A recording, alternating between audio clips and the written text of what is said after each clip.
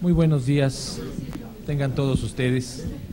Pues muchas gracias por asistir a esta celebración del Día Internacional de la Filosofía que organiza la Asociación Filosófica de México en colaboración con la Universidad Autónoma Metropolitana y la Facultad de Filosofía y Letras, entre otras instituciones. Nos distingue y nos honra con su presencia el doctor Mieri Terán, rector general de la UAM Iztapalapa, a quien le agradecemos mucho su asistencia y apreciamos mucho que nos acompañe en esta inauguración. Nos acompaña también la doctora Olbeth Hansberg, coordinadora de Humanidades de la Universidad Nacional Autónoma de México, la doctora Paulette Dieterlen, directora del Instituto de Investigaciones Filosóficas, y todavía no llega,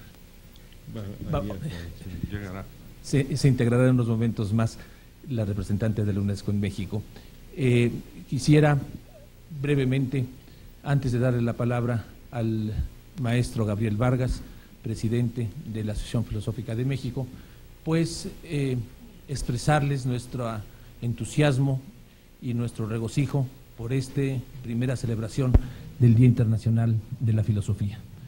El maestro Vargas pues explicará el sentido de este día que la UNESCO ha convocado a nivel mundial para darle mayor relevancia a esta vocación y a esta profesión de la filosofía.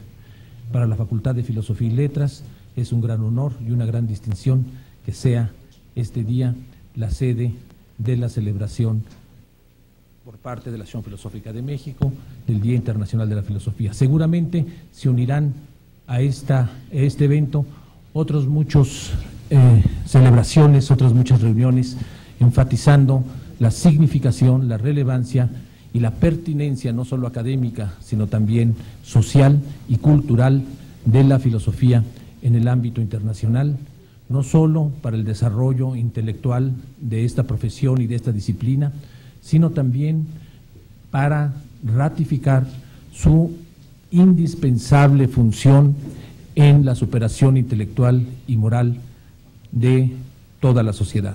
Agradecemos mucho su presencia y le pediría al doctor Gabriel Vargas que nos dijera unas palabras. Muchas gracias. El día de hoy, 21 de noviembre, la UNESCO ha decidido instituir, a partir de una proposición de la Federación Internacional de Sociedades de Filosofía, un día dedicado a la celebración de nuestra disciplina. Esta decisión tiene el objetivo de destacar, como lo ha dicho el doctor Ambrosio Velasco, ante la comunidad internacional el significado y la función que ha tenido en su historia y tiene en la actualidad la filosofía en la reflexión en torno a los grandes problemas que afectan a la humanidad. Como hemos sido informados, 50 países están efectuando en este momento actividades en torno a este día. Y en nuestro país, diversas universidades realizarán también conferencias y mesas redondas en respuesta a la invitación que les ha hecho la Asociación Filosófica de México. La fecha elegida ha sido el nacimiento de Sócrates en 479 a.C. Sócrates es una figura emblemática del filósofo y de su actividad.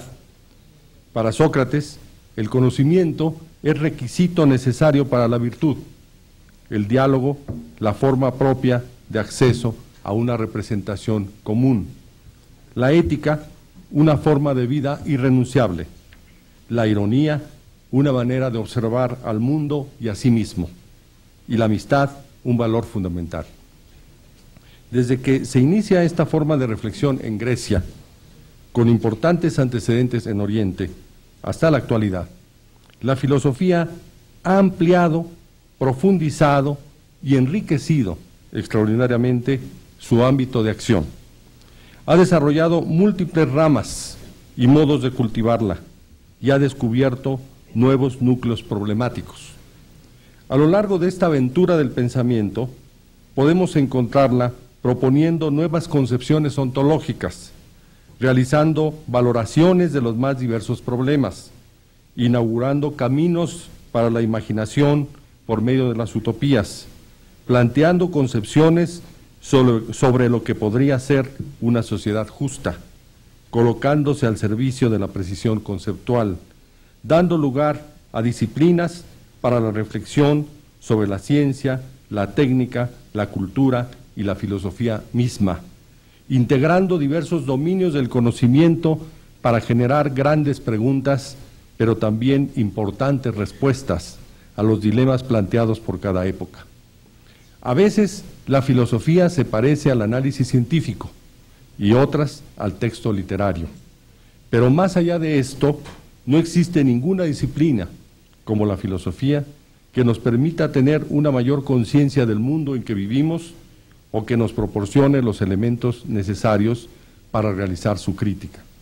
Es por ello que el motor de la filosofía es el desacuerdo, la discrepancia, la inconformidad, pero siempre a partir de razones que expresan también los valores sostenidos.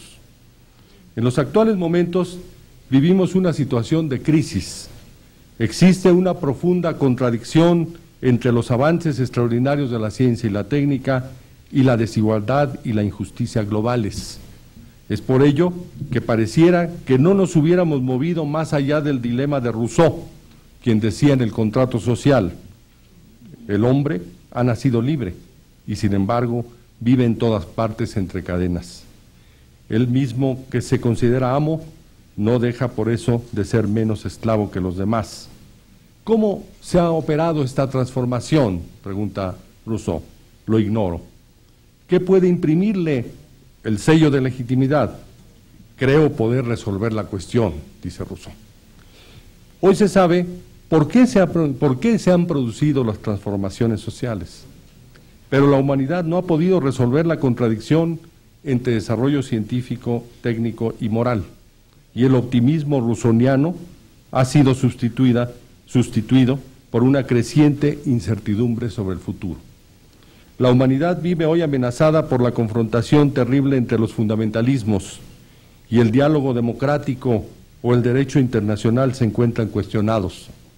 Es por ello que requerimos nuevas concepciones de justicia, nuevas respuestas a los dilemas éticos, nuevas reflexiones que nos permitan salir de este atolladero de la historia. En suma, respuestas creativas y originales que tomen a su cargo la problemática universal, pero que también, y en la misma medida, se encuentren enclavadas en nuestra propia problemática cultural. La filosofía tiene en nuestro país una rica tradición que arranca desde el mundo indígena y que en el último siglo ha ganado en densidad e importancia. Por tanto, está en mejores condiciones que en otras épocas para afrontar los grandes desafíos de nuestro tiempo. Por último, quiero agradecer en forma muy particular al doctor Juan Ramón de la Fuente, rector de la UNAM, al doctor Luis Mier y Terán Casanueva, rector general de la UAM, al doctor Ambrosio Velasco, director de la Facultad de Filosofía y Letras, a la doctora Olga Elizabeth Hansberg, coordinadora de Humanidades y representante del rector de la UNAM, a la doctora Paulette Dieterlen, directora del Instituto de Investigaciones Filosóficas, al licenciado Fernando Escalante, director de Radio UNAM, que ha dedicado en una acción sin precedentes que mucho apreciamos, 8 horas de su programación a la conmemoración de este día, coordinada por el licenciado Arturo Saucedo. De igual manera, deseo agradecer la colaboración de los expresidentes, la asistencia a los invitados especiales y al equipo de jóvenes estudiantes, mujeres en su gran mayoría, si se me permite decirlo, que con mucho entusiasmo han colaborado en la organización de este acto, al Consejo Directivo de la Asociación, y esperamos que a partir de ahora se organicen en forma anual y tal vez en forma más festiva, como está ocurriendo ahora mismo en París, con jazz, con música, con cine, con muchas otras actividades, para que todos podamos contribuir en este esfuerzo, demostrar el significado, pero sobre todo la necesidad del enfoque filosófico. Muchas gracias.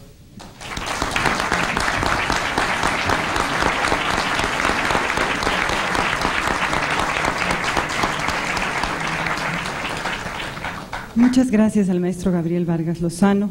La doctora Olga Elizabeth Hansberg, coordinadora de Humanidades de la UNAM y representante en este acto del rector de la UNAM, Juan Ramón de la Fuente, les dirigirá unas palabras.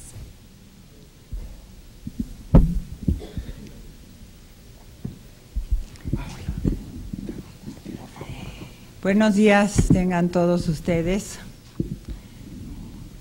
Me da muchísimo gusto estar hoy aquí para participar en la celebración del Día Internacional de la Filosofía. Antes que nada, quiero transmitirles un saludo muy cordial del señor rector, doctor Juan Ramón de la Fuente, quien, como ustedes saben, siempre ha mostrado especial interés en apoyar a las humanidades y a la filosofía e insistido en la necesidad de que la sociedad valore la riqueza y la importancia de estas disciplinas. Celebrar el Día Internacional de la Filosofía nos brinda la oportunidad de llamar la atención sobre el sentido del quehacer filosófico, sus rasgos distintivos, así como su papel en el mundo contemporáneo. Las mesas que tendrán lugar esta mañana se ocuparán de todos estos temas. A mí me gustaría mencionar aquí rápidamente solo algunos de los aspectos que considero esenciales a la práctica filosófica y que podrían ser de interés también para los no filósofos. En primer lugar, es indiscutible que la filosofía nos ayuda a desarrollar herramientas útiles en nuestra vida diaria, incluso sin que muchas veces seamos conscientes de ello. La filosofía constituye en parte un método racional de conocimiento que exige rigor y sistematicidad, y su práctica nos ayuda a desarrollar hábitos adecuados de razonamiento. Nos enseña a pensar lógicamente, a construir argumentos y a descubrir las fallas en los razonamientos.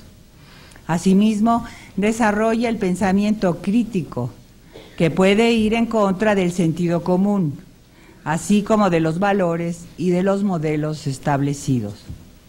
Lo hace mediante modelos y herramientas conceptuales que le permiten comprender, analizar y explicar fenómenos diversos. No hay que olvidar tampoco que la filosofía, y esto es una de sus características esenciales, que plantea de una manera profesional muchas de las preguntas que todos nos hacemos. Por ejemplo, acerca de la naturaleza de la mente, de su relación con el cuerpo, de la posibilidad y de las formas del conocimiento, de las relaciones entre pensamiento y lenguaje, del lugar que ocupa el ser humano en el mundo, su vida en la sociedad, las conexiones entre su vida racional y su vida emocional, la justificación de los valores, la racionalidad, irracionalidad o valor moral de sus actos. Estos son algunos ejemplos entre tantísimos otros que podríamos citar aquí. La filosofía, pues, intenta dar respuestas racionales a todas estas preguntas ofreciéndonos múltiples posibilidades de describir la realidad. Nos da visiones diversas que amplían nuestros horizontes y que enriquecen la realidad misma. El espectro de reflexión de la filosofía es muy vasto. Se ocupa tanto de temas que tienen un carácter sumamente general y abstracto, tal como sería, por ejemplo, el análisis y la crítica de los fundamentos del conocimiento humano o el desarrollo de una teoría general del significado o de la verdad, como de reflexiones que tienen como materia otras disciplinas, por ejemplo, filosofía de la ciencia, filosofía del derecho, de la psicología, etcétera, etcétera. Y también se ocupa de asuntos mucho más prácticos que tienen que ver, por ejemplo, con cuestiones éticas. Cuando pensamos en asuntos como, por ejemplo, el trasplante de órganos, los descubrimientos de la ciencia genómica y de las nuevas tecnologías reproductivas, para mencionar solo algunos, o sea, 3, de muchísimos otros, nos percatamos inmediatamente del enorme impacto que tienen sobre los valores humanos y sobre la vida humana y cómo plantean, como dije antes, cuestiones éticas, esto es, reflexiones acerca de los conceptos de vida y muerte, de confidencialidad, cuestiones acerca de justicia e injusticia, de la equidad, la discriminación y muchas más. Espero, pues, que la celebración del Día Internacional de la Filosofía sea útil para que la sociedad tome conciencia del valor de la filosofía y a través de ella también de las disciplinas humanísticas en su conjunto. Las humanidades no son un adorno, sino que son disciplinas que nos forman como seres humanos íntegros, seres pensantes y críticos, que desarrollan sus capacidades creativas y que idean formas diversas de vivir en sociedad. Las humanidades son la base de la cultura y de la civilización, son lo que nos distingue de meros robots tecnocráticos. Entre otras cosas, nos permiten desarrollar aquellas cualidades que son fundamentales para crear una nación, para garantizar la convivencia democrática en una sociedad plural como la que todos deseamos. Muchas gracias.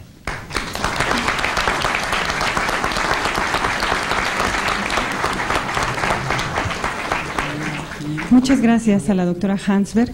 Tiene la palabra el doctor Luis Mieri Terán, rector general de la Universidad Autónoma Metropolitana. Muy buenos días a todos, doctora Hansberg, coordinadora de Humanidades y de la UNAM, y en este caso representante personal del doctor de la Fuente, el señor rector, doctor Ambrosio Velasco Gómez, director de la Facultad de Filosofía y Letras, doctor Gabriel Vargas Lozano, presidente de la Asociación Filosófica de México, distinguidos miembros de esta mesa de honor, apreciables académicos, alumnos, señoras y señores. Representa un gran honor para mí, una gran satisfacción también participar con ustedes en este evento en el que muchas instituciones encabezadas por la Asociación Filosófica de México, en el caso de nuestro país, nos sumamos para celebrar el Día Internacional de la Filosofía. El papel que la filosofía históricamente ha tenido en el desarrollo de nuestras sociedades ha sido también crucial. Es tan notorio que de cierta forma hasta sobra decirlo. Sin embargo, en un día como hoy resulta obligado recordar y con ello de alguna manera demostrar las virtudes y las ventajas que el pensamiento filosófico nos ha ofrecido como sociedad y como individuos en este mundo. El pensamiento filosófico está presente en el desarrollo de los conocimientos que el hombre ha generado a lo largo de su historia, no solo porque es materia de la filosofía la reflexión en torno a la producción de todo conocimiento científico o práctico, mítico, ético o estético, sino además porque las grandes tradiciones filosóficas respaldan y estimulan el desarrollo de las demás prácticas de conocimiento y apuntalan y fundamentan el saber mismo. En este sentido, resulta inimaginable, por ejemplo, el surgimiento de la ciencia moderna sin el estímulo vital inicial de Descartes o Leibniz y desde luego de Kant. Lo mismo sucede con la producción de las ciencias sociales y las humanidades. Sin la provocación de Hegel, por ejemplo, la historia profesional, académica, estaría completamente ausente. Quizá también serían otras las investigaciones de la biología basadas en las ideas de la evolución y del cambio, sin estar sustentadas, soportadas en una filosofía atenta al devenir. ¿Y qué decir de la actualidad, en donde la reflexión filosófica del siglo XX ha provocado un cambio profundo en el quehacer científico, modificando estrategias metodológicas y permitiendo al científico trazar nuevas formas de observación y de producción de conocimientos? Además de ofrecer sustento al pensamiento científico, la filosofía ha contribuido a atender otros problemas y aspectos de lo humano, desde la reflexión por las formas de convivencia entre los hombres y la atención por comprender de qué se trata esa actividad tan nuestra y tan desinteresada que surge al contemplar un objeto y disfrutarlo por su calidad de ser bello, hasta la reflexión por encontrar y mostrar el sentido que tiene, a pesar de todo, la muerte misma. De esta forma, es posible señalar que lo esencial de la filosofía es que se trata de una actividad que toca temas de interés general, es decir, que constituye una forma de discurso que nos interpela a todos como humanos. Su dedicado rigor para plantear las preguntas más elementales y al mismo tiempo más profundas de la vida ha instalado en todos nosotros la necesidad de permanecer cerca del pensamiento que surge de los filósofos. De esta forma, la filosofía nos ha mostrado un valor básico, pues lo que ella hace es poner a funcionar el pensamiento, es decir, todo filósofo, más allá de sus argumentos y de las teorías que defienda, nos muestra el proceso mismo de pensar, y con ello nos permite reconocer que pensar es una actividad esencial para el hombre y que solo el hombre tiene la capacidad y el deseo de hacer. Creo que de ahí proviene su máxima virtud. Es por ello que en mi calidad de rector general de la Universidad Autónoma Metropolitana quiero expresar mi profunda satisfacción por compartir con ustedes hoy este espacio y por contribuir felizmente a recordar que la filosofía seguirá teniendo siempre un lugar importante entre nosotros. Muchas gracias.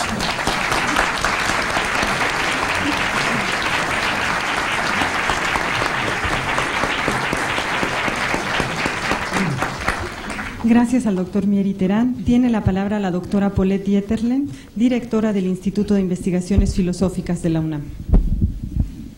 Muchas gracias. Bueno, agradezco a la Facultad de Filosofía y Letras, como siempre, la generosidad con la que organiza todos estos eventos que son académicos. Quisiera agradecer al maestro Gabriel Vargas Lozano, presidente de la Asociación Filosófica de México, porque trabajó mucho para que este evento se llevara a cabo. Quisiera también agradecer muy especialmente a la doctora Alia Saada, representante de la UNESCO. Puedo decir con toda sinceridad que es la segunda vez que trabajamos juntas y créanme, lo hace con un entusiasmo y con una dedicación digna de tomarse en cuenta. Muchas gracias, Alia, por estar aquí con nosotros. Bueno, también agradezco a la doctora Hansberg, representante del rector, el señor rector de la Universidad Metropolitana. Creo que podemos preguntarnos qué significa que la UNESCO dedique un día a nivel internacional a la filosofía. Y creo que sobre ello tendríamos muchísimo que hablar, tendríamos muchísimas cosas que decir. Primero, me parece que reconocer la importancia que tiene la filosofía es reconocer la importancia de una profesión que está totalmente alejada de lo que parece que hoy tiene más valor, que es la producción material. La importancia de la filosofía es que justamente parece una disciplina absolutamente alejada, o debe ser una disciplina totalmente alejada de lo que suele denominarse la ley de la oferta y la demanda, de lo que suele denominarse la ley del mercado. Los valores más importantes de la filosofía son justamente los contrarios: el ocio, la reflexión. Segundo, que sea un día internacional implica el reconocimiento de que en todas partes del mundo hay una disciplina que se llama filosofía y que todas las partes del mundo tienen las mismas exigencias. Y estas son rigor en la manera, entre otras, rigor en la manera de argumentar, claridad en los conceptos, crítica, y no quisiera dejar de mencionar algo que ya a veces no se menciona, pero muy ligada con el pensamiento filosófico, que es la búsqueda de la verdad. Creo que esto no ha dejado de estar íntimamente relacionado con la filosofía. Tercero, el que la UNESCO dé importancia a la filosofía significa que como organización internacional reconoce que los filósofos tenemos mucho que decir, que tenemos mucho que decir sobre nuestra propia disciplina y que tenemos que decir sobre otras disciplinas. Tal parecía que a finales del siglo XIX, a principios del XX, había una espada de Damocles sobre la filosofía. Digamos, todos los avances de la ciencia, los avances de la tecnología, la especialización de los saberes iban en contra lo que es por naturaleza la propia filosofía. Sin embargo, el fin del siglo XX nos enseñó que muchísimas cuestiones a las que ya mencionó la doctora Hansberg, cuestiones relacionadas con problemas de la bioética, problemas, por ejemplo, como la defensa que han hecho los filósofos de los derechos humanos, estudios que se han hecho sobre la democracia, en fin, los estudios que se han hecho sobre la conducta psicológica, económica de los individuos, sin embargo, nos han llevado a la pregunta, es decir, ¿nos conformamos con estos resultados? Si no necesitamos a la ética. Si estamos hablando de trasplantes de órganos, por ejemplo, nos conformamos con decisiones tomadas, digamos, por la urgencia. No es necesario una reflexión filosófica sobre, por ejemplo, principios justos de distribución. Cuarto, me parece que es muy importante que nos sentemos a hablar de la filosofía, y creo que esto puede ser como fuente de una futura discusión. Ya hemos tenido varios encuentros y nos hemos dado cuenta que hay muchas cosas que tenemos que seguir discutiendo, y a la hora de escribir sobre la filosofía me ha venido una especie de obsesión, y esta obsesión es como decir, es una disciplina que tiene absolutamente pretensiones de universalidad. Es decir, cuando estamos dedicando este día a Sócrates pensó que sus enseñanzas iban a trascender el espacio y el lugar. Repito lo que dije una vez, Kant no pensó que el imperativo categórico se aplicaba sobre el burgués de Königsberg. Entonces, tomar en serio esta pretensión de universalidad de la filosofía, evitar ciertos relativismos que en realidad impiden el diálogo, y sobre todo pensar que esta universalidad que tiene la filosofía no va en contra de la aceptación de una cierta pluralidad del conocimiento.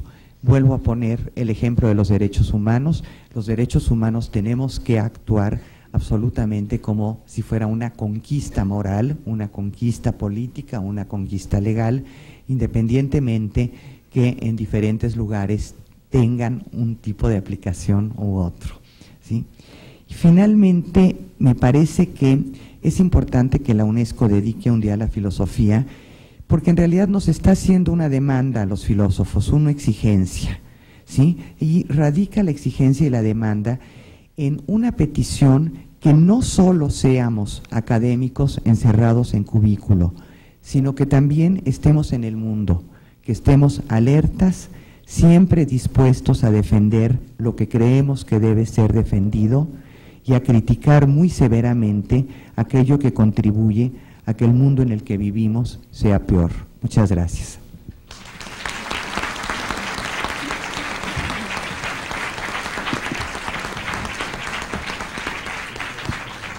Gracias a la doctora Dieterlen. La doctora Ali Asada, consejera regional para las Ciencias Sociales y Humanidades de la UNESCO, les dirigirá unas palabras. Buenos días, me encanta estar con ustedes y quería antes de todo agradecer a la Facultad de Filosofía, a la Coordinación de Humanidades, a la Asociación Mexicana de Filosofía en la persona del doctor Lozano, que fue el iniciador realmente del evento. La idea fue emanó de ella. Él me aproximó un día para decirme, mira, tenemos que organizar algo para festejar este Día Internacional de la Filosofía. Aquí estamos y no voy a después de todas estas presentaciones tan profundas sobre el papel de la filosofía, sobre su importancia en el mundo y para cada uno también, pero voy a dar lectura de un mensaje que es el mensaje oficial del director general de la UNESCO, el señor Matsuura. Tengo también que disculparme porque el texto es en inglés y no tuvimos el tiempo de traducirlo. Vamos a hacerlo los próximos días para que se pueda distribuir aquí en la universidad. Many people ask, why philosophy at UNESCO?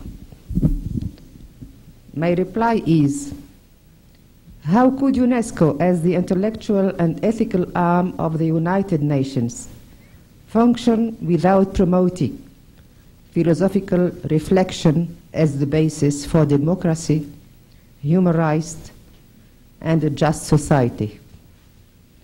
In other words, how else can one foster an authentic foundation for peaceful coexistence? Philosophy, as the term signifies, is the love of wisdom. Regardless of its specific terminology in various cultures all over the world, Tetsugaku in Japanese, indicating the discipline of wisdom, or in Arabic, falsafa, meaning science of wisdom. This act of thinking about thinking turns by definition around the fundamental concepts and ideas that lie at the heart of existence, both individual and collective. It is this act of philosophizing that is the lifeblood of philosophy, and it is precisely this act of reflection, of analysis, of questioning, whether of concepts that are taken for granted, ideas dulled by time, or long-established paradigms, that I wish to support and promote through the launching of this first Philosophy Day at UNESCO, which is being celebrated by over 50 countries through conferences, debates, and relative activities.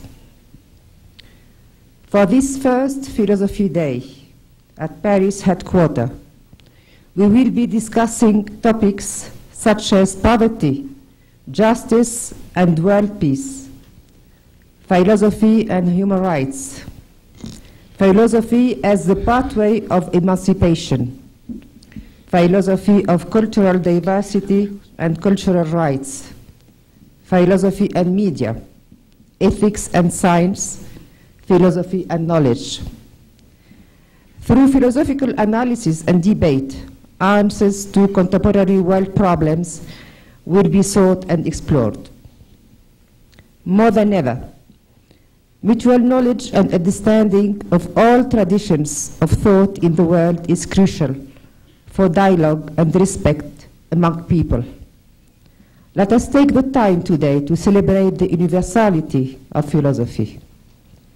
The love of wisdom is inherent of all cultures and stands as an intangible heritage of humankind.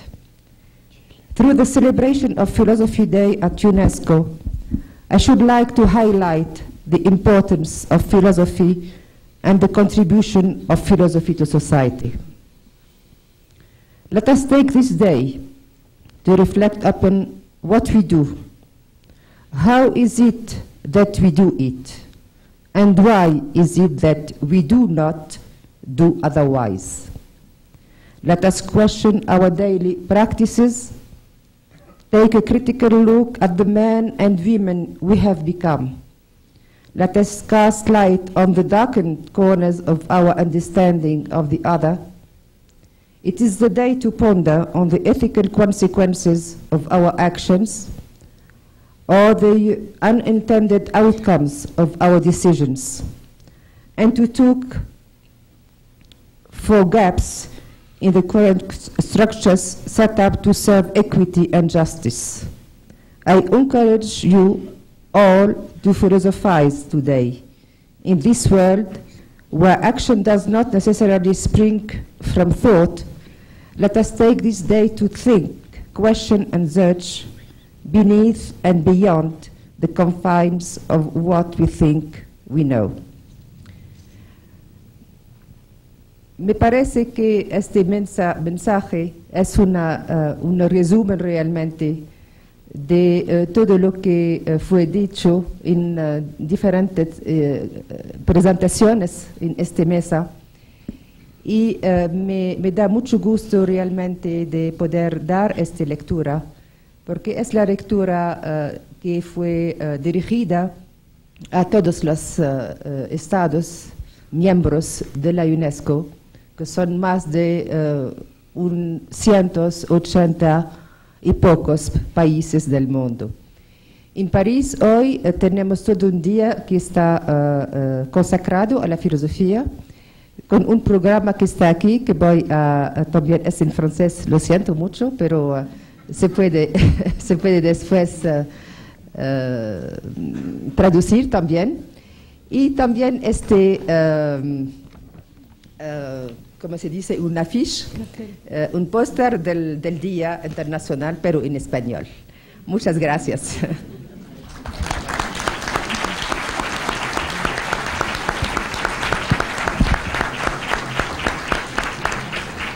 Gracias a la doctora Saada. La profesora Ioana Kusuradi, presidenta de la Federación Internacional de Sociedades de Filosofía, envió un mensaje para esta celebración que me permito leer. Estimados colegas, económica, política y tecnológicamente, el mundo nunca ha parecido más libre o más injusto. Esta es la golpeante verdad expresada por el Informe de Desarrollo Humano 2002.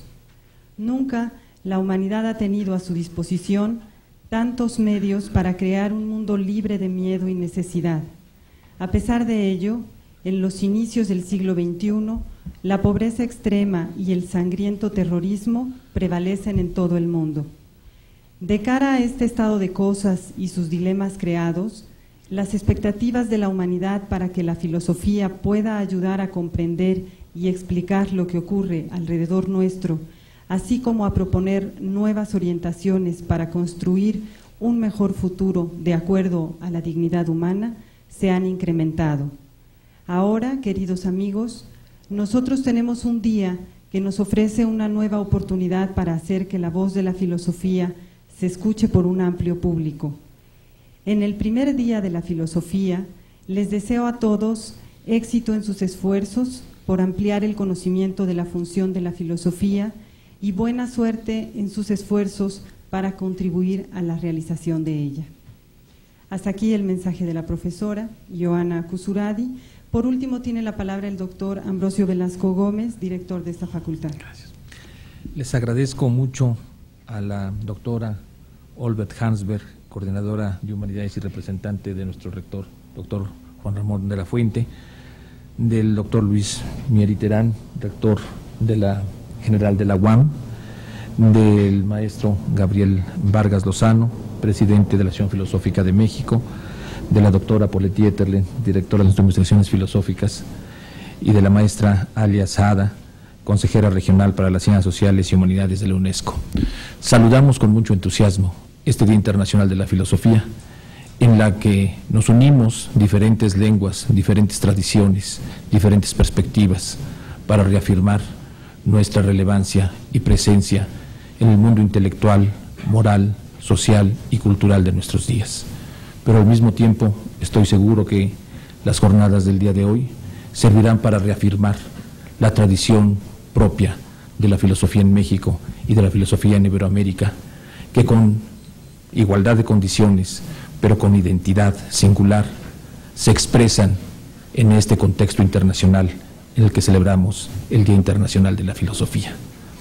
Les invito a todos ustedes a las siguientes 2 mesas que se desarrollarán inmediatamente, en la que participarán los expresidentes de la Asociación Filosófica de México, todos ellos muy queridos y reconocidos maestras y maestros de nuestra facultad y de nuestro México. Muchas gracias, bienvenidos.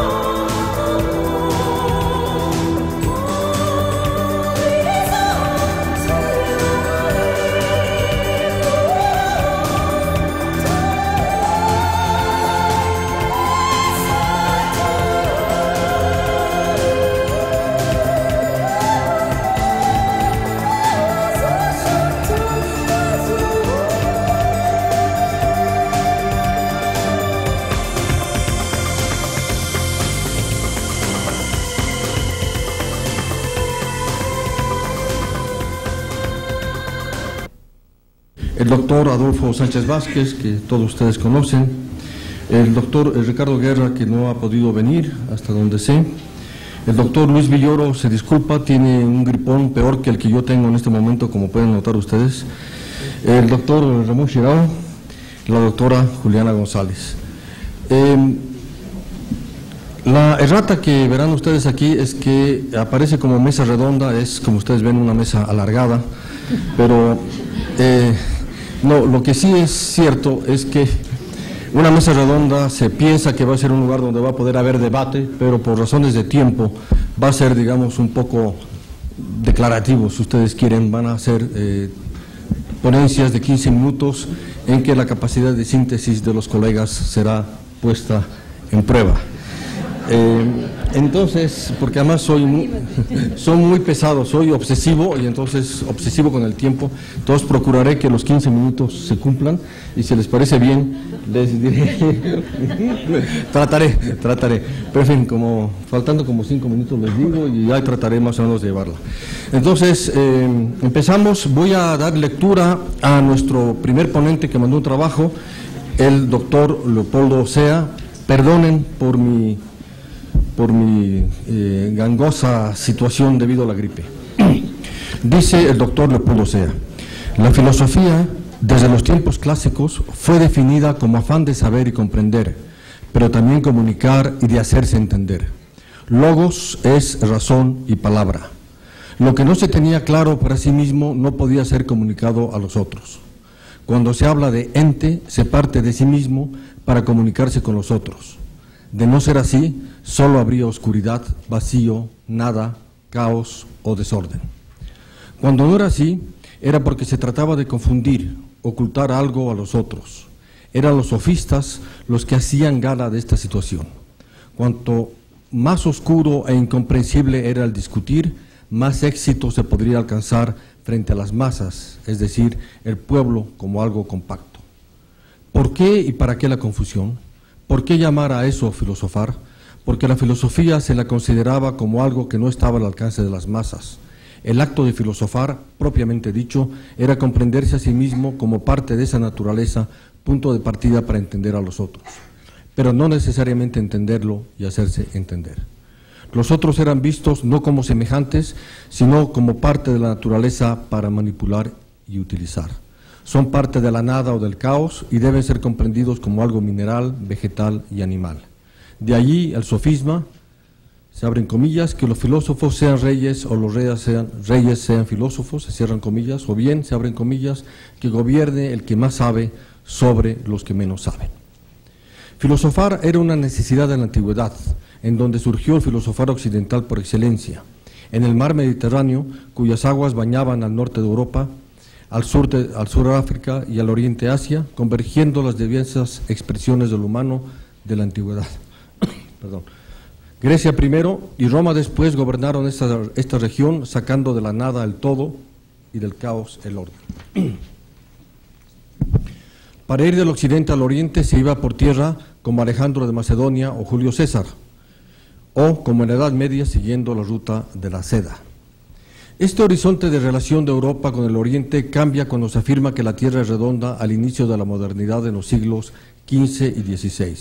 Es entonces que el Imperio Español, heredero del Sacro Imperio Romano, necesita de riquezas como el oro y la seda para mantener su hegemonía sobre Europa, y la tarea de buscar un tratado comercial con el Han mongol, señor de esas tierras, y así ampliar la cristiandad. Se le encomienda al almirante Cristóbal Colón. Sin saberlo, Colón se tropieza con un mundo nuevo, aquel que el cartógrafo Américo Vespuccio, quien sí sabía de la existencia de este, le da su nombre América. Así se agrega a América a la diversidad de gente que el Mediterráneo integraba, el mundo de la providencia daba oportunamente a España. Europa occidental vio en América la realización de viejas utopías fuera de la tierra. Era el mundo que la providencia entregaba a la cristiandad, pero a una cristiandad dividida. En el Mediterráneo, Roma, y al norte, la Europa anglosajona, que se negaba a obedecer la autoridad del Vaticano. En el Nuevo Mundo, al norte, se impuso la Europa anglosajona y al sur, la Europa mediterránea, que vio en sus habitantes gente para incorporar a la cristiandad.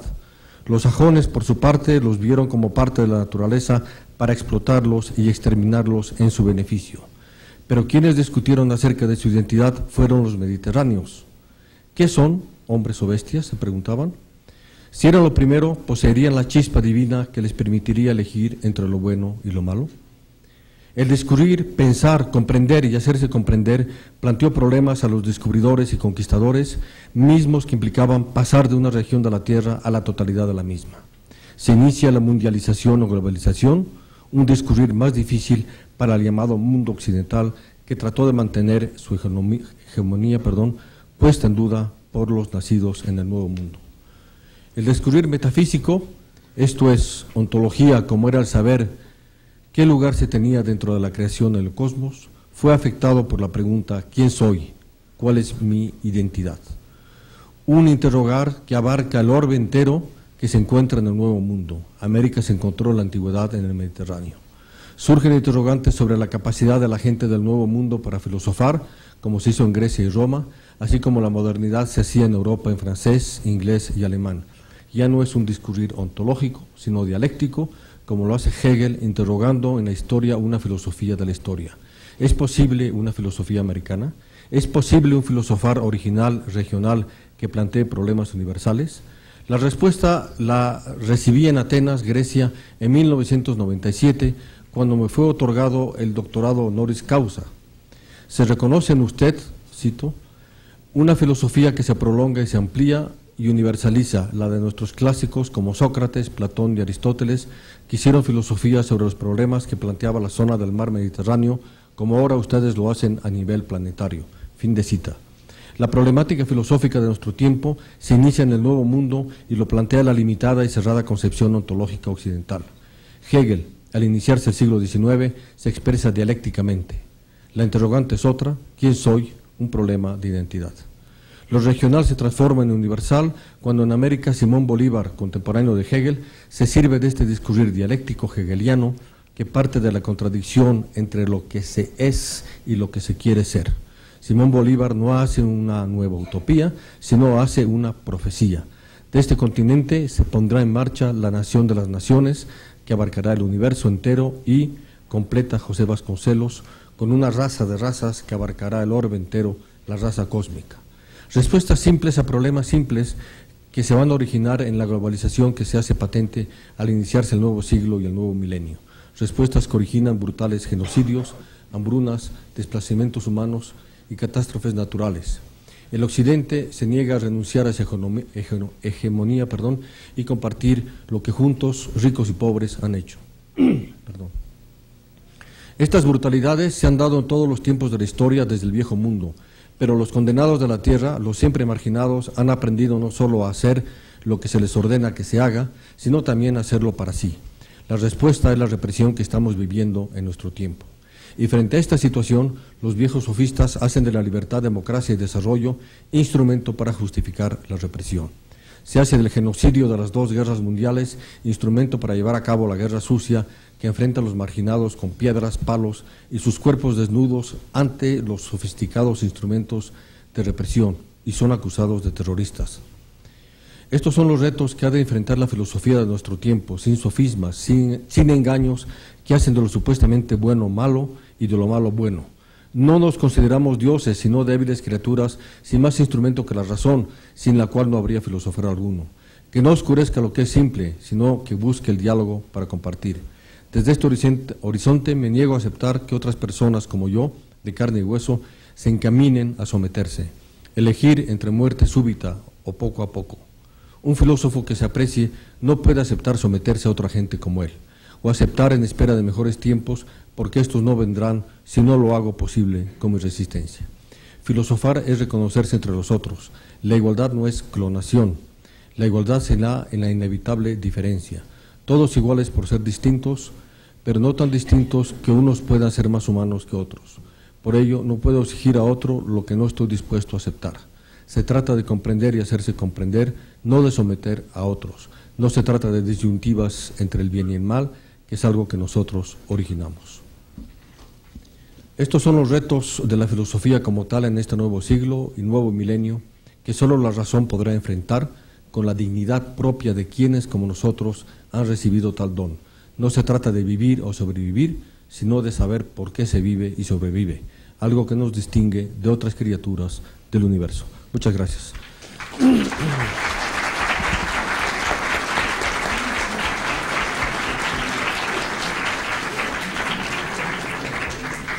Bien, le daría la palabra al doctor Sánchez Vázquez. No necesita presentación, todos lo conocemos muy bien. Muchas gracias, doctor. Estimados profesores y alumnos, en este Día Internacional de la Filosofía, bueno será reflexionar, aunque sea brevemente, sobre la importancia de la filosofía en el mundo actual. La filosofía no puede ni debe ser indiferente ante este mundo, y de ahí su importancia o la responsabilidad del filósofo, no solo en tanto que ciudadano, sino como filósofo. Pero ¿en qué consistiría esa importancia de la filosofía o esa responsabilidad del filósofo en cuanto tal? Esa responsabilidad deriva justamente de la importancia que se atribuya al filosofar, y ésta dependerá a su vez del modo como se conciba la filosofía. Ciertamente, la naturaleza que atribuyamos a la filosofía condicionará lo que podemos esperar de ella en este mundo y lo que en ella podemos hacer con respecto a él. Limitarnos a interpretarlo, a dar razón de él, contribuyendo a dejarlo como está, o desde la filosofía contribuir a transformarlo. Esto obliga, como un paso previo, a hacer de la filosofía nuestro objeto de reflexión, a desentrañar esa naturaleza que fija el marco y sus posibilidades puramente contemplativas o prácticas transformadoras. La filosofía, pues, para ocuparse de este mundo, no puede dejar de ocuparse de sí misma. En este sentido, se distingue de otras actividades o formas de comportamiento humano, como por ejemplo el arte, la ciencia o la política. En estos casos, el sujeto de cada una de esas actividades, el artista, el científico o el político, no se plantea, a diferencia del filósofo, cuál es la naturaleza de la práctica que ejerce. Eso corresponde a la teoría correspondiente, estética o teoría del arte, teoría o filosofía de la ciencia, teoría o filosofía política. No se plantearía esa teoría a un nivel reflexivo en cuanto que ejerce esa práctica, lo cual no quiere decir que al ejercerla no se guíe por cierta idea de ella o reflexione cuando no la está practicando. En cambio, la reflexión del filósofo sobre su propia actividad forma parte de su quehacer, como lo vemos claramente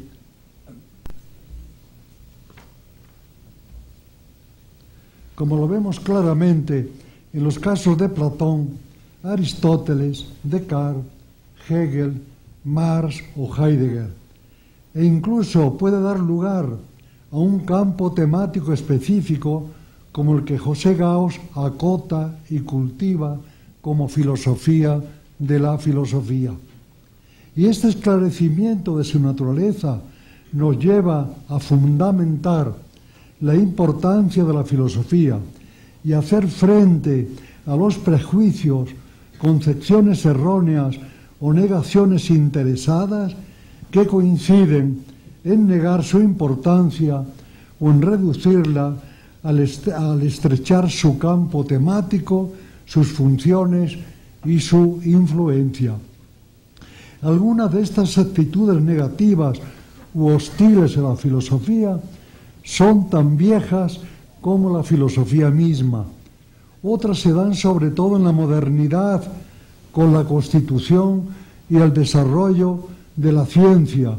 Y un tercer tipo de embates contra la filosofía tienen que ver con la mercantilización generalizada y la hegemonía del valor de cambio propios del capitalismo.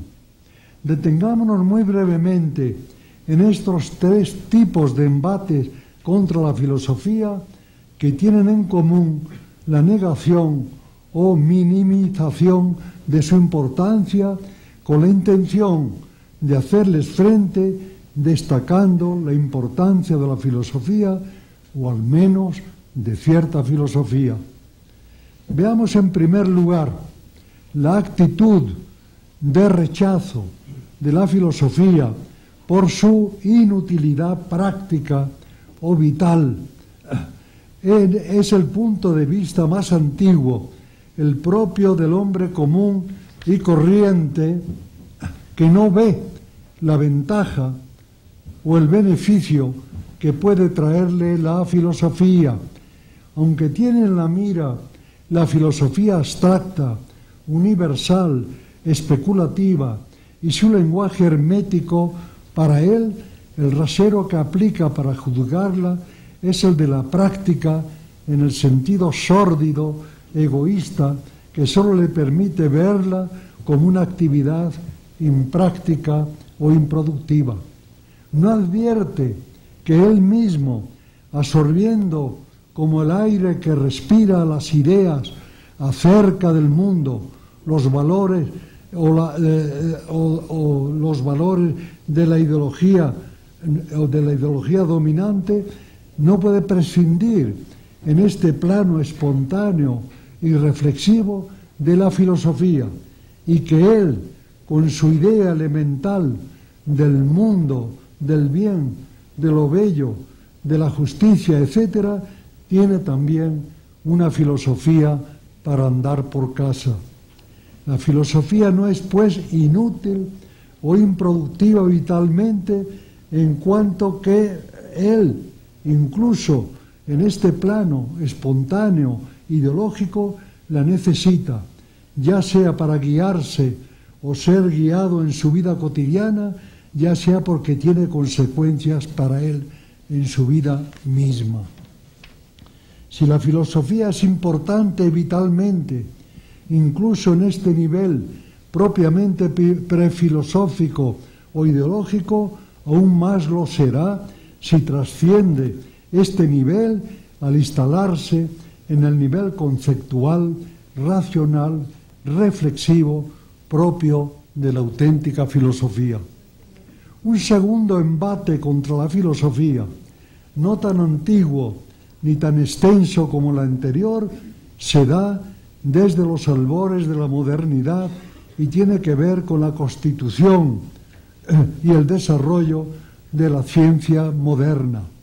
De acuerdo con esta concepción, la ciencia haría innecesaria a la filosofía en cuanto que el verdadero conocimiento queda en manos de la ciencia, ya que la filosofía no contrasta sus proposiciones con la realidad, y en cuanto que por ello en manos de la ciencia queda el conocimiento y los territorios que antes ocupaba con la filosofía, por lo cual a ésta solo le quedaría el de la especulación o la imaginación. El embate tiene lugar también, aunque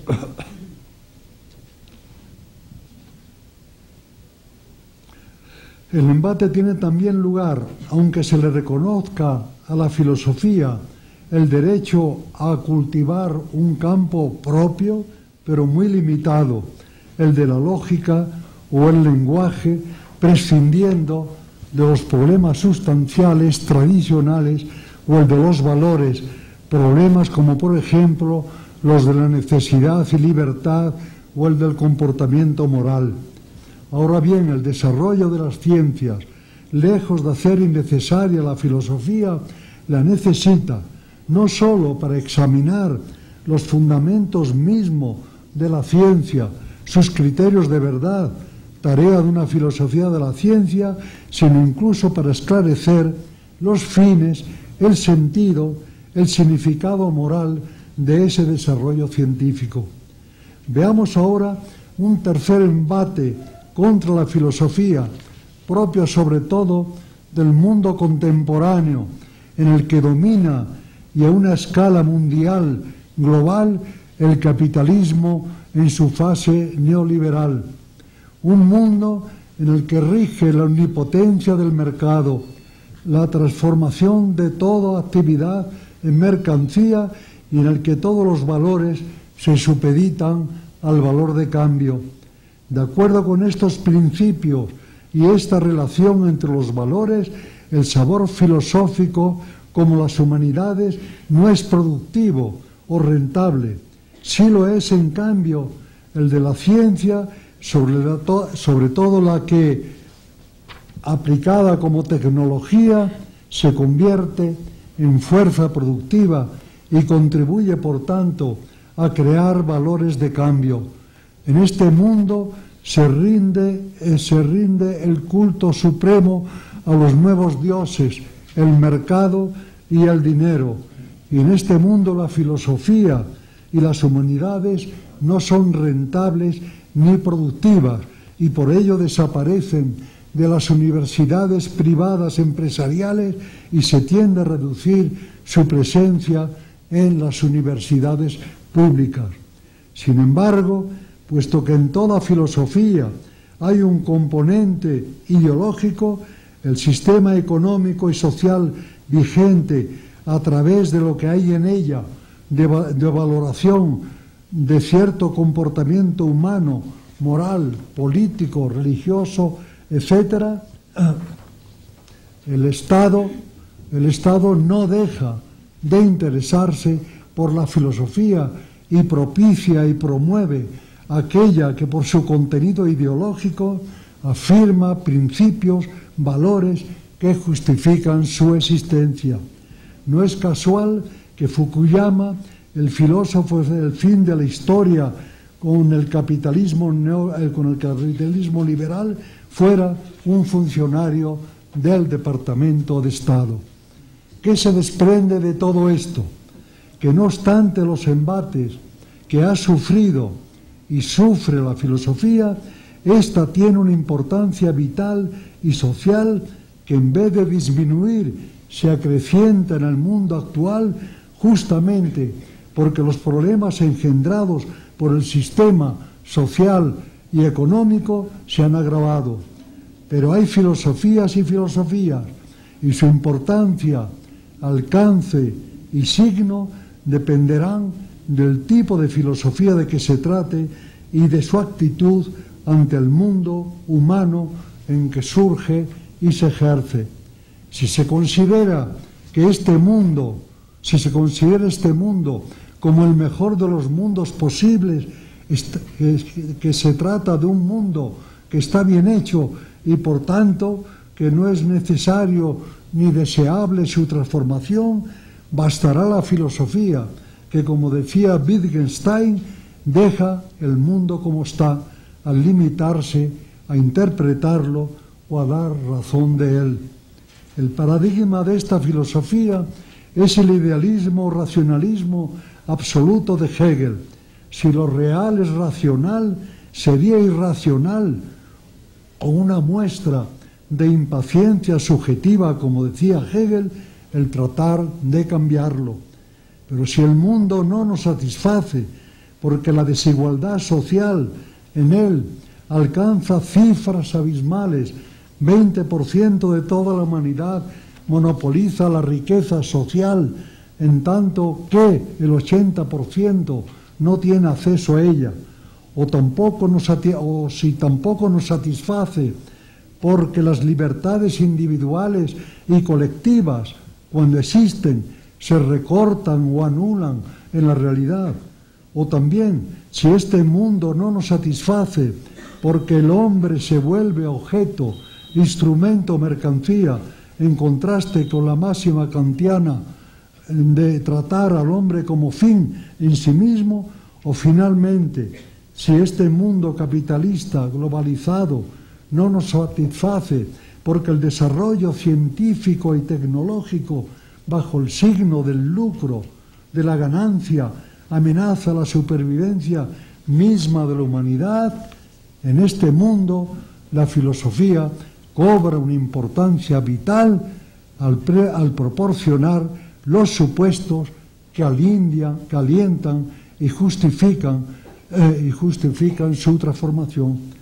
Ahora bien, si estamos convencidos de que este mundo puede y debe ser transformado y de que por tanto nuestra participación como filósofos se nos impone como un imperativo moral, pues de lo que se trata no es sólo de entender el mundo, sino de transformarlo, necesitamos hacer la filosofía que por su concepción del hombre, de la historia, de la sociedad y de las relaciones entre el pensamiento y la acción, contribuya a fundamentar racionalmente la necesidad, la deseabilidad y la posibilidad de esa transformación. La filosofía así entendida tiene una importancia vital que escapa a la estrecha visión egoísta y pragmática del hombre común y corriente. Se trata de una filosofía que tiene un territorio propio, que no rivaliza con el de la ciencia, aunque se base en ella, y finalmente se trata de una actividad que por no ser rentable escapa a toda mercantilización, sin dejar de beneficiarse con las aportaciones de otras filosofías. Cuando se trata de transformar el mundo, esta filosofía es para nosotros la filosofía de la praxis, entendida en sus aspectos indisolubles, como crítica de lo existente, como proyecto de una nueva sociedad más justa, más libre y más igualitaria, como conocimiento de la realidad y de las posibilidades de realización del proyecto y vinculación con la práctica necesaria para esa transformación.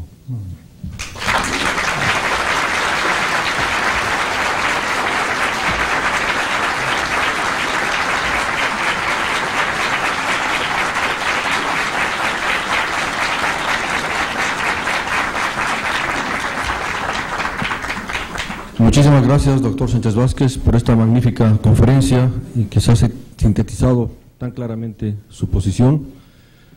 También le agradezco el haber mantenido el tiempo, que eso ayuda mucho a los coordinadores. Le rogaría a los asistentes, si tienen teléfonos celulares y localizadores y demás, sean tan amables de desconectarlos. Enseguida le vamos a dar la palabra al doctor Ramón Xirao, que también por suerte para el coordinador no necesita presentación. Muchas gracias.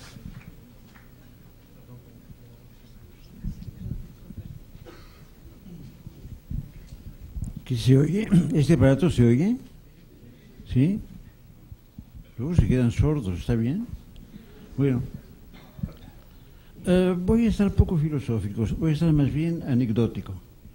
En primer lugar, hablando de crisis que se ha mencionado antes, sí quiero recordar un hecho actual. Hay un gran pillo en este mundo que va a invadir otro país por razones petroleras, no por ningún tipo de idea del bien o del mal, simplemente por la eficacia y por la violencia. Creo que esto merece ser dicho.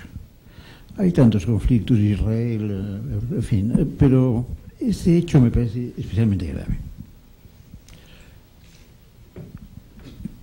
A Alicia Nicole, le quiero dar las gracias para una propuesta que me hizo, pero que no voy a hacer hoy, lo haremos otro día, que deberíamos hablar de Sócrates. Creo que tiene razón. Puede que sea lo más actual que hay en el pensamiento. Se trata de celebrar la filosofía. Eso no acabo de entender muy bien qué quiere decir. Creo que lo que hay que hacer es hacer la filosofía, dedicarse a escribir filosofía, o si no a escribir, a hablar. Sócrates hubiera odiado la idea de escribir. Sócrates era un escritor, lo cual es perfecto, ¿no? Bien, un recuerdo que sí quiero citar hoy y que se refiere en parte a mi padre. Hubo un congreso internacional de filosofía, se llamó el Congreso Descartes, en París, en 1937. Mi padre, bueno, le pidieron que representara a España y mi padre dijo que no, sin pedirle antes a Ortega y Gasset. Y vio a Ortega, y Ortega le dijo: Franco es pura morralla, pero tampoco puedo representarles a ustedes. La consecuencia fue que mi padre representó a España en este congreso. Y lo que yo recuerdo, yo era un niño, sí, niño, ¿verdad?, de 13 años. Recuerdo sobre todo una maravilla, el pabellón español. Me gustaría tener fotos. Ahí estaba una fuente de mercurio en la entrada. Era pequeño, pero muy bonito. Era obra de este gran arquitecto que se llama José Luis Sert, que después ha construido mucho en Estados Unidos. Allí, debo decirlo, descubrí a un señor que no conocía, que es Picasso. Sí, es que ahí estaba el cuadro de Guernica. Era una cosa que realmente impresionaba. Ahí estaba también Miró. El que no estaba era Dalí, porque Dalí flirteaba con la derecha, quién sabe a quién ganara. En aquel congreso lo presidían dos señores, hoy probablemente muy olvidados, pero eran dos grandes franceses, Victor Bache, y los dos se dedicaron sobre todo a estética, y Lalo era el hijo de un compositor bastante bueno, ¿no? Escribió un libro interesante sobre la estética integral. Bien, cito esto porque había ahí una actitud política positiva. Cuando mi padre se puso un poco a un lado para una especie de fotografía final, el profesor Víctor Bach dijo: Monsieur Giraud, l'Espagne ici. Señor Giraud, España aquí. Es decir, a su derecha. Es decir, que había algo de gran simpatía por lo que pasaba en España, de gran horror, había niques de gran horror. Y pues fue un congreso que había que recordar, en el cual solo me aburrió totalmente una cosa. Claro, yo tenía 13 años. Fue un discurso larguísimo y muy lento de Paul Valéry, que era un señor importante. Ahora, bien invitado y fue horrible. Bien, cuando...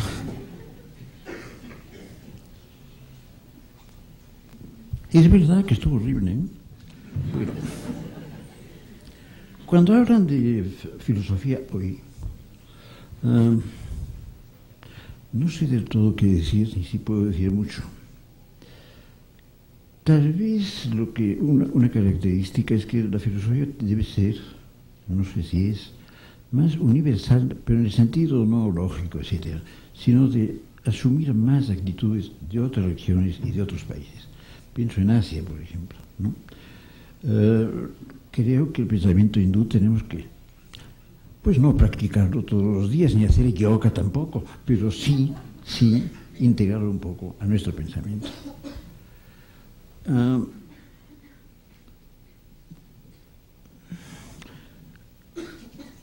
Hay una autora, que no sé si ustedes practican, una gran alemana, Hannah Arendt. Hannah Arendt ha escrito muchas cosas sobre sociedad, escribió contra el nazismo, etc. Escribió otras obras más puramente filosóficas. Bien, una de ellas, me parece que el título mismo podría definir lo que ella deseaba, y tal vez lo que deseamos. El libro tiene un título de Pascal, La condición humana. Pascal fue el que se inventó eso de que no naturaleza, sino condición humana. Bien, lo que Hannah Arendt propone es que hay una pluralidad de opiniones, una pluralidad de actitudes. No hay que decir una guerra sino una posibilidad de discutir entre actitudes distintas. Y creo que ella lo hizo muy luminosamente. Es un libro que recomiendo mucho, La condición humana, es un muy buen libro. Hay un filósofo español, Hugo, que tal vez no conozco, el doctor Sánchez Vázquez lo conoce muy bien, Manuel Sacristán. Pero Manuel Sacristán era un filósofo marxista, pero muy abierto de pensamiento, y es una especie de clasificación que seguramente es muy, muy incompleta, pero es la más precisa que he encontrado, de terrenos distintos y formas distintas de filosofía. Entonces, él distingue así. Por un lado, el existencialismo, o los existencialismos, son varios. Por otro lado, el neopositivismo, lo cual también es cierto, fue muy importante y tiene consecuencias, creo yo, en nuestros días todavía. Lo que él llama la filosofía con intención científica, es decir, que esté relacionada con el pensamiento científico, con la ciencia. Y las que son tradicionales, lo cual me queda un poco vago.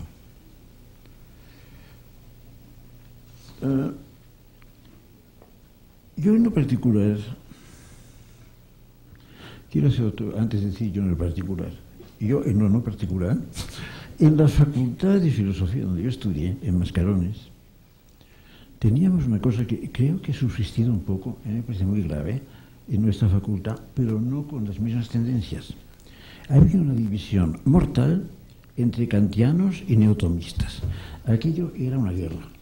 Y recuerdo que lo que hay que hacer es no tomar partido, claro, y tratar de hacer filosofía, ¿no? También ha habido más recientemente ciertas divisiones entre marxismo, no marxismo, etc., ¿no? Creo que tenemos que tratar de evitar estas dualidades, porque en cada cosa se puede encontrar algo que sirva a una perspectiva filosófica.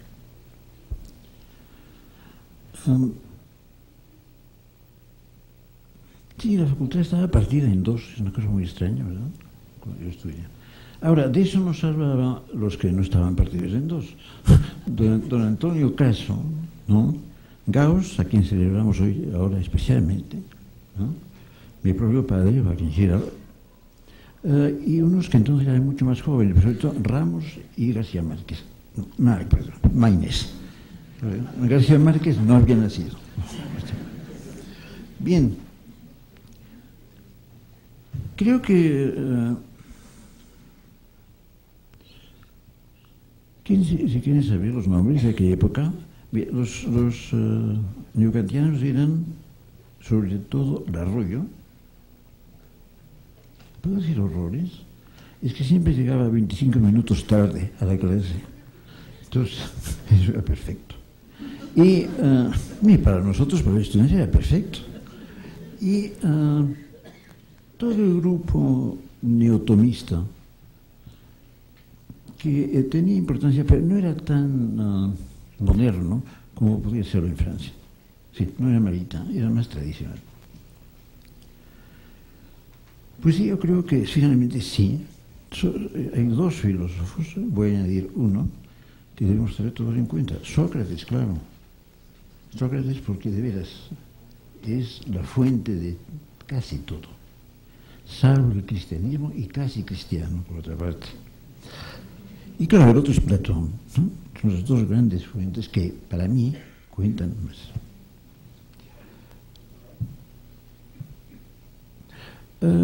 En lo que se ha dicho, el doctor Sánchez Bases tenía razón, pero yo creo que en algunos científicos sí hay filosofía, o hay una tendencia a la filosofía.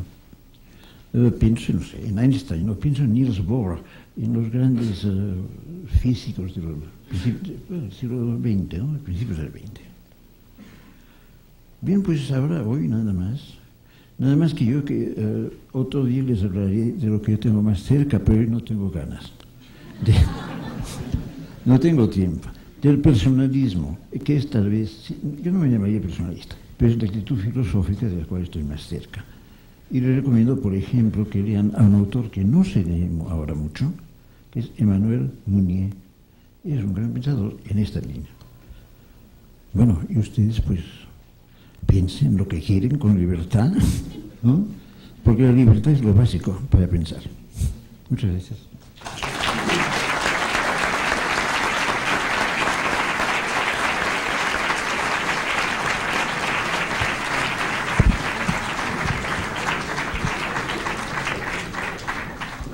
Muchísimas gracias, doctor Xirao. Efectivamente, Mounier tiene que ser releído. Te agradezco mucho haber mantenido el tiempo también. Sé que es muy difícil tratar de decir cosas en tan poco tiempo. Le vamos a dar la palabra finalmente a la doctora Juliana González, que tampoco necesita presentación por suerte. Muchas gracias. Gracias, Jorge. Es obvio que para quienes nos dedicamos a la filosofía, no existe ni aquí ni en ninguna parte del mundo un día de la filosofía. Pues si algo caracteriza a este quehacer, es su carácter de vocación, en el sentido de ser una forma de vida antes que una profesión o una actividad académica. Ella compromete de un modo u otro el todo de nuestras vidas. Está presente de múltiples formas en la existencia de quien ha escogido dedicarse a su cultivo, desde el Sócrates eterno hasta todos los días en que la filosofía siga viviendo en este planeta o en otro. No obstante, celebramos este día que simboliza justamente la memoria de la trascendencia universal que la filosofía tiene a nivel de todo el tiempo histórico que nos compete y, desde luego, esta internacionalidad que significa esta idea de que en todas partes del mundo estemos ahora evocando la existencia de esta vocación universal. Por mi parte, pienso que perviven en la actualidad y han pervivido a lo largo de la tradición occidental, aunque siempre con un sentido renovado, algunos de los rasgos fundamentales con que se configuró el quehacer filosófico desde los tiempos griegos, referidos básicamente a la actitud o disposición humana que da origen al filosofar. Cambiarán las filosofías, los contenidos cognoscitivos de estas, pero persisten con diversas modalidades históricas las características propias de la actitud y la actividad filosófica. Así como sabemos, para Platón y Aristóteles, la filosofía, igual que el mito, nacieron de eso que se suele traducir como asombro y maravilla, y en griego se dice thauma, de donde aún se conserva taumaturgo, el hacedor de cosas asombrosas y milagrosas. La filosofía ciertamente nace del asombro o azoro, y en la medida misma en que éste se produce, en esta medida hay un filosofar vivo y auténtico. Es el thauma la fuente misma, la raíz vital de un conjunto de experiencias que quizás no sean sino expresiones del propio asombro, las cuales constituyen la clave del filosofar. Por un lado, el estado de asombro implica por él mismo aquello que Heráclito expresó en términos de un estar despiertos, de un estado de vigilia o alerta o desvelo que coincide con el concepto de aletheia, que habrá de ser equivalente a verdad. La filosofía es ciertamente, y esto creo que hay que recordarlo en un día que la estamos conmemorando, literal, filía por la sofía. Y la filosofía es atracción, amor, pasión incluso, afán de conocimiento y, más radicalmente comprendido, pasión por la verdad. Y por otro lado, el asombro y la aletheia conllevan en sí mismos la capacidad de pregunta, de problematización y cuestionamiento, acciones medulares del filosofar que a su vez son el motor o disparador de la búsqueda o investigación. Y la filosofía es asimismo un modo de hablar, como también dice Heráclito, es un lenguaje, y esto significa que es logos y diálogos.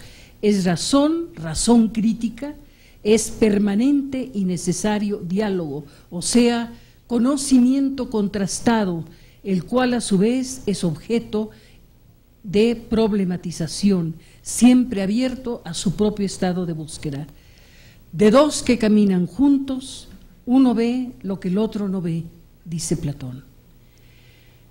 Entre las características del conocido giro lingüístico, en contraste con el tajante rechazo que algunas de las corrientes predominantes de la filosofía del siglo XX, el positivismo lógico, el marxismo en sus distintas modalidades y la filosofía analítica, tuvieron hacia la metafísica, considerándola un saber para siempre cancelado, significativamente en las últimas décadas se ha producido un singular replanteamiento del significado y destino de la filosofía primera, protefilosofía, que fue el nombre intrínseco y primigenio de lo que por azares se llamó metafísica, replanteamiento que por lo demás tiene sus fuentes originarias en la fenomenología husserliana y en la aparición del ser y el tiempo de Heidegger en 1927.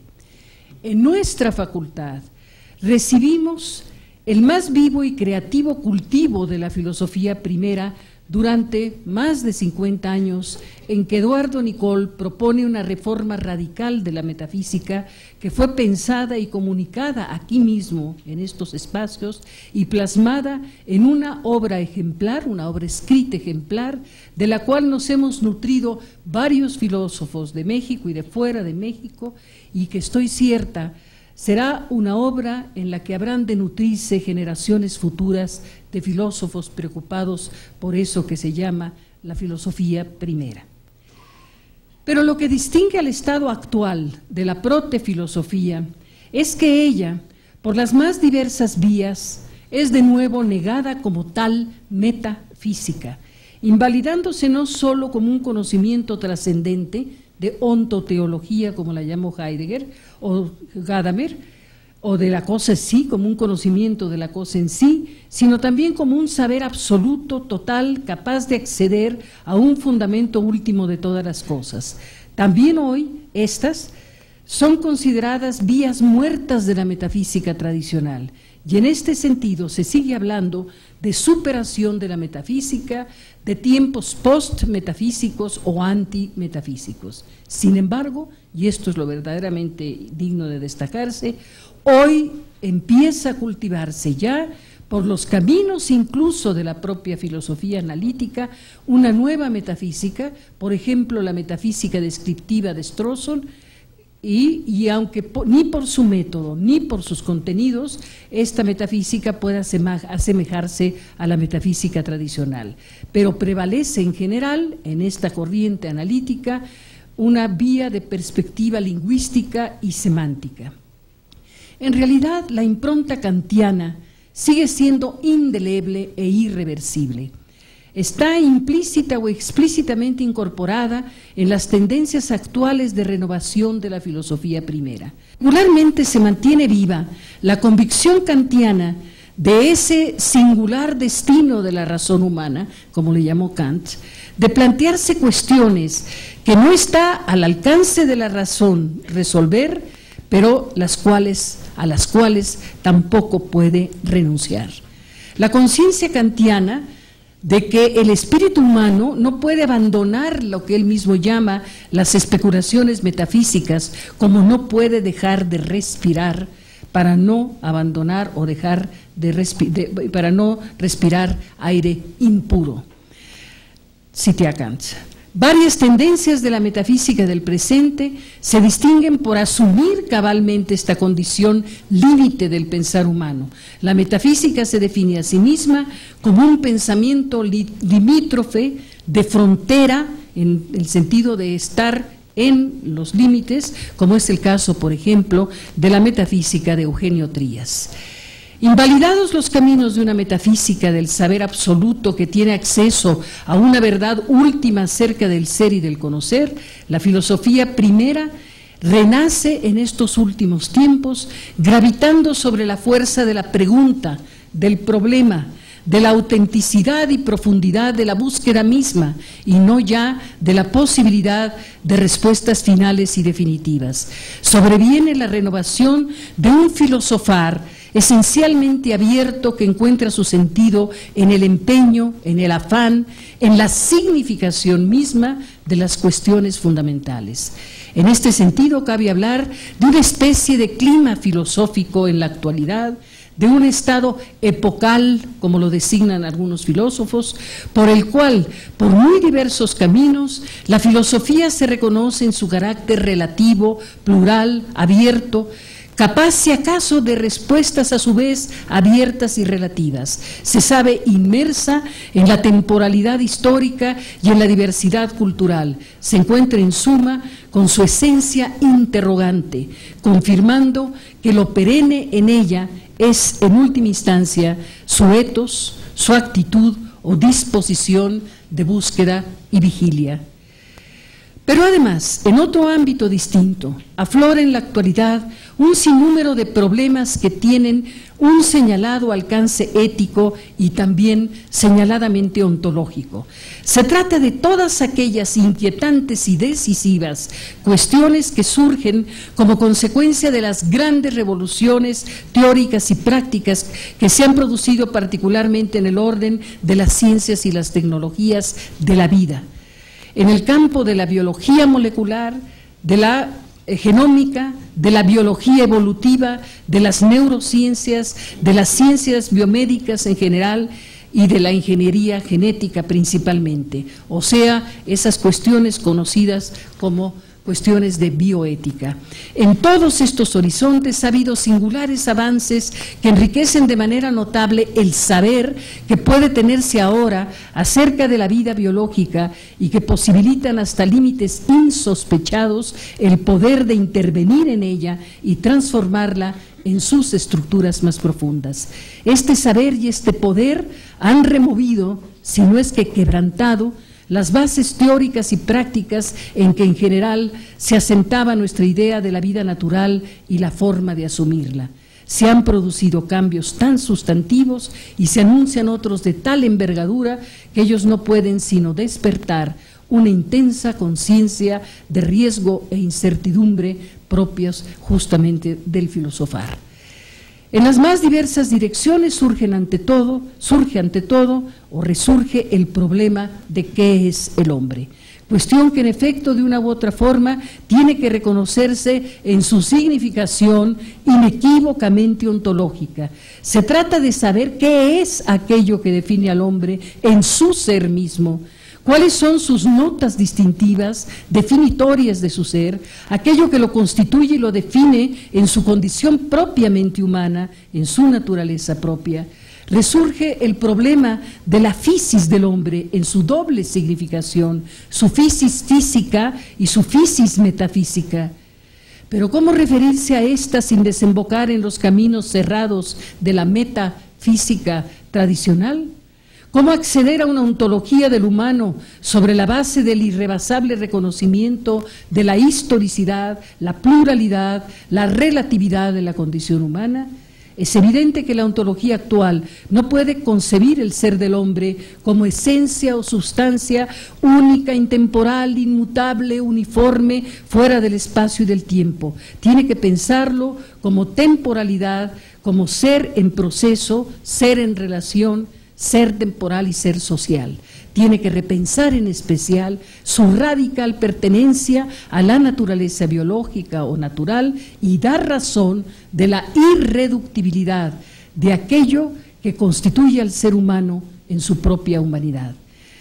La pregunta sobre qué es el hombre subyace así en todas las debatidas cuestiones bioéticas acerca del aborto, de si la condición humana ya está o no presente desde la concepción, o si hay un momento privilegiado en el proceso de gestación en que se den las condiciones biológicas para que sea posible hablar de ser humano, lo cual conlleva la necesidad de definir qué se entiende por este.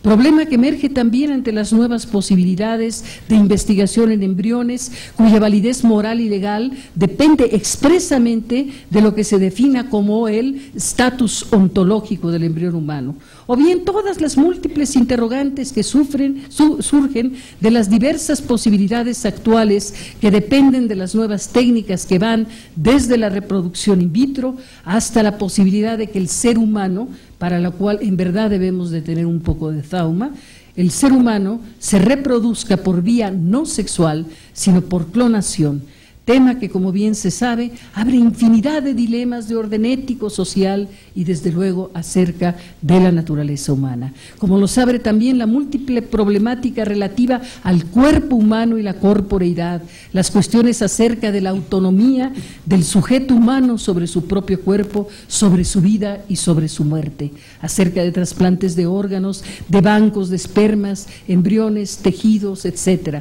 Y seguramente el repertorio más importante y de mayor trascendencia es el que emana del complejo territorio del genoma humano, con las múltiples cuestiones que derivan de él, cuestiones que abarcan tanto los inagotables dilemas relativos a la terapia génica, la información genética, los transgénicos, como la pregunta planteada por algún científico de si el genoma humano es el nuevo nombre del alma.